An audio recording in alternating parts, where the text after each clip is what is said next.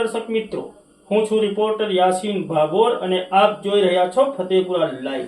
આજના મહત્વના સમાચારની વાત કરીએ તો ફતેપુરા તાલુકામાં વરસેલા અવિરત વરસાદના પગલે ફતેપુરા તાલુકાના મુખ્ય મથક ફતેપુરા ખાતે મામલતદાર કચેરી અને તાલુકા પંચાયત કચેરીની પાછળના ભાગે એક કાચું મકાન ધરાશયી થઈ જવા પામ્યું છે। મકાનમાં રહેતા માતા અને પુત્ર ઇજાગ્રસ્ત થવા પામ્યા છે। તેમજ ફતેપુરા ખાતે સરકારી દવાખાનાની બાજુમાં એક મકાનની દિવાલો ધરાશાયી થઈ જવા પામી છે। તેમજ વાદી ફળિયામાં અન્ય મકાનોમાં પણ દિવાલો ધોવાઈ જવા પામી છે। તેમજ ફતેપુરા તાલુકાના ભાટમુવાડી ગામે 2 મકાનો, સરસવા પૂર્વ ગામે 2 મકાનો, રૂપાખેડા ગામે 3 મકાનો અને હિંદોલિયા ગામે 1 મકાન તેમજ રૂપાખેડા ગામે 3 મકાનો અને હિંદોલિયા ગામે 1 મકાન ધરાશયી થઈ જવા પામ્યા છે। તેમજ મોટા સલરા ગામે 1 મકાનની દિવાલ ધરાશયી થઈ જવા પામી છે। સદભાગ્યે કોઈ જાનહાનિ થવા પામી નથી। વિગતે વાત કરીએ તો ફતેપુરા તાલુકામાં 2 દિવસથી વરસી રહેલા અવિરત વરસાદના પગલે ફતેપુરા તાલુકાના મુખ્ય મથક ફતેપુરા ખાતે મામલતદાર કચેરી અને તાલુકા પંચાયત કચેરીના પાછળના ભાગે વાદી સુરેશ ઉકારનું કાચું મકાન ધરાશયી થઈ જવા પામ્યું હતું। આ મકાનમાં સૂતેલા તેમના મમ્મી અને વાદી સુરેશ ઉકારને ઈજાઓ થવા પામી હતી। મકાન ધરાશયી થવાનો અવાજ થતાં ફળિયાના લોકો દોડી આવ્યા હતા અને મકાનમાં દબાઈ ગયેલા માજીને બહાર કાઢ્યા હતા। ફળિયાના લોકોએ તાત્કાલિક વ્યવસ્થા કરીને તેઓને પોતાના ઘરે રાખ્યા હતા અને સવારે બાજુના મકાનની બાજુમાં તાટપટ્ટી બાંધીને તેઓને રહેવાની વ્યવસ્થા કરી આપવામાં આવી હતી। તો બીજી ઘટનાની વાત કરીએ તો ફતેપુરા સરકારી દવાખાનાની બાજુમાં માંગીલાલ ભાટિયાના મકાનની દિવાલો ધરાશાયી થઈ જવા પામી છે। તેમજ ફતેપુરા નગરના વાદી ફળિયામાં ગૌતમ ઉકાર વાદી અને પંકજ દિનેશ વાદીના મકાનની દિવાલો ધોવાઈ જવા પામી છે।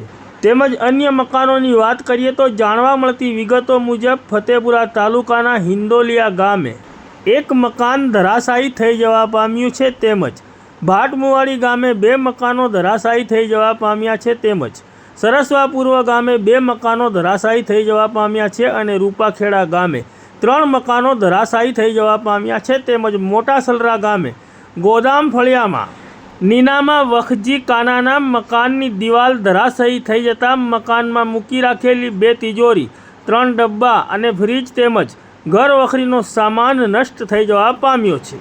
જો કે આ તમામે તમામ ઘટનાઓમાં સદભાગ્યે કોઈ જાનહાનિ થવા પામી નથી। અમે સાંજે 7 વાગે ખાઈ પીને પથારી કરી હતી। પથારી કરીને છોકરીને ઊંઘાડતી હતી એટલે ઉપરથી 2 પથ્થર પડ્યા એટલે અમે થોડા દૂર ગયા એટલે આખો કરાય પડી ગયો। કેટલું નુકસાન પહોંચ્યું છે? 3 ડબ્બા અને 2 તિજોરી ને ફ્રીજ ને 2 ડબ્બા અનાજ ભરેલા હતા, 2 ખાટલા, મકાઈ ને ઘઉં ને 2 ખાટલા હતા। એટલું નુકસાન થયું। શું નામ છે આપનું? નીનામા ગીતાબેન કમલેશ। કાલે વરસાદના કારણથી કાલે અમારી મમ્મીને અંદર સૂતેલા હતા અને અચાનક મકાન પડ્યું એટલે મારી મમ્મી દબાઈ ગયા અને હું રડ થતાં નીકળી ગયો અને મને વાગ્યું, મારી મમ્મી દબાઈ ગયા હતા। તેમાંથી આજુબાજુવાળા ફળીવાળા દોડી આવ્યા તો મારી મમ્મીને થાપડાથી કે માથામાં ઈજા આવી છે અને હાથમાં ઈજા આવી છે અને મને પણ હાથમાં ઈજા આવી છે અને મારા આડોશી પાડોશીઓ મદદ કરી અને અમને ટાટોટો ભાઈ અમારા ભાઈના સાઈડ અંદર બાંધેલું કિચડ બહુ છે અને અમારે કોઈ રહેવાનું કોઈ અત્યારે અમારે કોઈ ઠેકાણું નથી। હું ગરીબ પરિસ્થિતિ છું। વાદી સુરેશભાઈ ઉકારભાઈ, ગામ ફતેપુરા, મામલતદાર ઓફિસની બાજુમાં રહું છું। તો સર આટલે મારી સહાય કરજો। કાલનો વરસાદ ચાલુ છે બહુ કેટલોય બધો એટલે ને આમ વરસાદ આ બાજુનો હતો ને એટલે અમારું ઘર ધોવાઈ ગયું ને સવારે જ અમે કાકતી લાવીને નાખી છે। શું નામ તમારું? શીતલબેન। આખું નામ બોલો। વાદી શીતલબેન પંકજભાઈ। તમારું નામ? વાદી પંકજભાઈ દિનેશભાઈ। સાહેબ ગરીબ માણસ છું, ધંધો મજૂરી કરીને ખાઉં અને પરેશાન અમારે ઘણી તકલીફ પડે સાહેબ। તો આપને વિશ્વાસો ખાવા પીવાના 2 ઠેકાણા નથી, ધંધામાં નથી, મજૂરીમાં કંઈ ઠેકાણું નથી સાહેબ। અને આ છાપરામાં હું બાળ બચી લઈને ધંધા મેં મહેનત મજૂરી કરીને ભરણ પોષણ કરું છું. ક્યારે પડી ગયું આ કાલે ગઈ રાત્રે અંદર કોઈ હતું?